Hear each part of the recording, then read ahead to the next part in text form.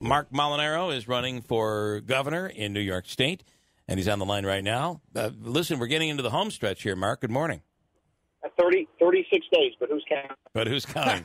My guess is you are. I hope we're going to be okay. I know we're having some cell phone issues with you. I read you're very critical of the Siena poll. What's your issue? Obviously, they came out with you down by 22 points in this race. What's your issue with Siena? It's not the numbers. Listen, I accept the poll numbers. It's a lack of independence. For quite some time, they lived by a set of rules, right? Yeah. There was a sort of a methodology. They did the same set of polling regularly, and then interestingly, this year they didn't.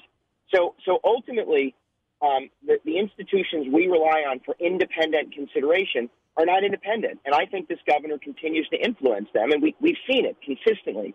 Continues to influence those that are supposed to be independent, providing accountability, checks and balances, and I think that's what occurred here. How is he? How is the governor influencing Siena and their poll? I think that I guess I should be cautious not to go down too far this road. But if you look historically, Siena has conducted a poll in August, September of every election year except this one. And you know what occurred during the time they would have conducted this poll this year? Joe Prococo was found guilty, and the governor reminded us what he really believed, which was America was never that great. His quote. So you think because of those two stories that they gave him a pass and didn't conduct the poll right there? Yes, okay. I do. Interesting. And there's no other explanation. I mean, they have no other explanation. There was a heated primary 4 years ago. They conducted a general election poll. Now, again, I don't really spend much time paying too much attention to the polls, but keep in mind, you consider polls, right? It maybe not for your show entirely, but major media outlets consider polls as a medium for who should be covered, what should be covered. Donors consider polls for contributions, and they took that absence took energy out of the race, and it really is a disservice to taxpayers, voters, and everyone else. Did you file any complaint? Did you speak to somebody at Siena? The campaign reached out. Okay. We're not trying to drag the college in. I get it. And I'm just pointing out a reality. And I'll tell you, it's kind of funny. There are a number of people who pull me aside during the campaign who say, "You're really brave to run for governor." And I look at them funny, like there's nothing brave about running for office. And then they tell me, "Yeah, but this guy will do anything. I mean, he'll say or do anything." And the truth of the matter is, I feel it every day. I mean, there are business people who don't want to contribute because they're afraid of retribution. There are those who have pointed out issues of corruption who are afraid of retribution. And it's just not the way it's supposed to be. And so the ends don't justify the means.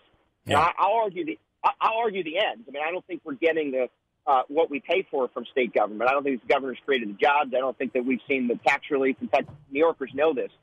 But the ends don't justify the means, and we ought to be very concerned about the way in which he conducts himself. All right, that's fair enough. I'll ask you on the obviously it has you 22% behind.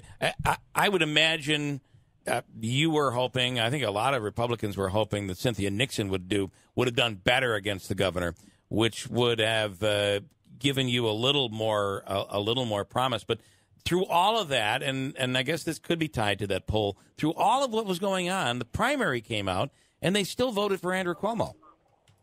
They did, but 500,000 people did not, and that was about what we saw 4 years ago. Listen, he spent $26 million, and by the way, I don't believe any human being should be able to raise or spend that kind of money to begin with. Yeah. I've said this a number of times. $26 million, like $20 a voter, and he got exactly this year what he got 4 years ago. I mean, if I spent $26 million, I could get voters from Nevada to come vote for me. Right. Yeah. So 500,000 Democrats didn't vote for him, and then when he won, he scoffed at them. Remember, at the primary night, he's in the mansion you and I pay for on a hill in Albany, scoffing at those who would dare to question him, and that was his comment. So, for us, nothing really changed from our perspective, and if you look at the poll numbers, it's suggesting the same thing. His unfavorable numbers are about as high as they've ever been. And most New Yorkers are not at all happy. In fact, the majority of New Yorkers are not happy with the direction the state's moving in.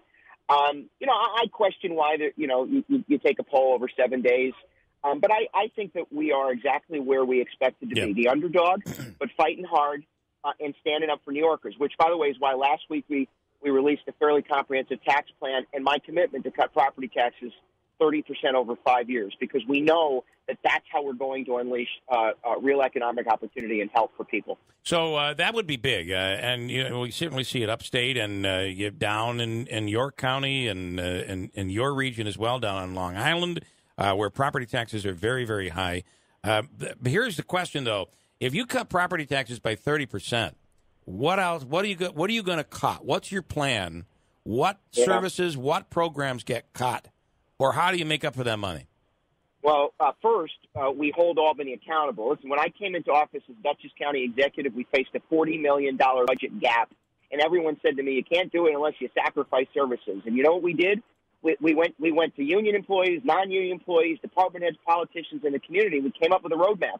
And by the way, we identified savings. Albany is filled with opportunities for significant savings. So it starts by taking back Medicaid costs and some of those unfunded mandates, and it ends with holding Albany accountable. I do not concede that every dollar sent to Albany is spent effectively. So finding the several $billion over 5 years necessary to cut 28% of property taxes is possible without devastating services. All we say is codify a spending cap and hold Albany to more efficient spending. And we can achieve it, and I promise you we can achieve it. Here's an example. The governor builds a bridge in the Hudson Valley, doesn't tell anybody how he's going to pay for it, and people celebrate that. I think that property tax relief is more important. Hold me to it. We will deliver it, and we will not sacrifice the important services that New Yorkers depend on. But again, we waste millions. Mark, can I ask you, you just said, did you say take the Medicare costs back, or you mean take it back from the counties? Yes, so, over 10 years. That's a huge chunk of money that the state now assumes that responsibility. How do you lower property taxes while at the same time picking up? That's in the billions, if I'm not mistaken. Oh, of course, but 28% of property tax relief starts there, and so where do you achieve it? Number one, right now we have 56 counties in the state of New York and the city of New York paying for Medicaid. Because you have so many units of government administering Medicaid services, you're wasting millions and millions of dollars statewide. So by taking over and having the governor, and I want this responsibility, taking over Medicaid, you can create greater efficiencies. Additionally, holding Medicaid to a 3% growth rate instead of what we see on throughout the entire program, we see continued growth that's unsustainable. And at the same time, modernize service delivery. You have dozens upon dozens of agencies within state government that are providing services through Medicaid, and many times, I often say the left hand doesn't even know there is a right hand. So there's the redundancies, the duplicative delivery, and there's an antiquated system. Modernize service delivery, and you can save money. I did this as a county executive, and I am tired of listening to the governor and others in state government say that Albany shouldn't be responsible for helping the most vulnerable. And you guys know this. We have poverty in our cities that is rampant and out of control. It is eroding families and eroding communities. And I want responsibility for helping to turn that around. And you can do that if we're responsible for Medicaid. Interesting. And so when you're paying your property taxes on your home, I'm assuming you have a really nice house. I don't. Hold on. I'm a middle-class New Yorker. My household income is $140,000 a year, a family of four. We live in 2,000-square-foot home in Red Hook, New York. It's a nice house, but it's not a mansion. I get that. And what property taxes do you pay down there on 2,000 square feet?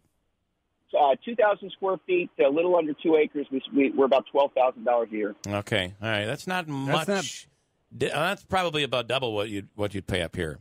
Although I talked to a guy yesterday that said his property taxes, he just had to pay $25,000.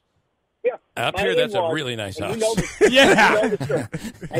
My in-laws, who have a house a little bit larger than ours, probably almost 3,000 square feet in Richmond, Virginia, are paying $1,200 in property taxes. They've got beautiful streets. They have a much higher outcomes in schools.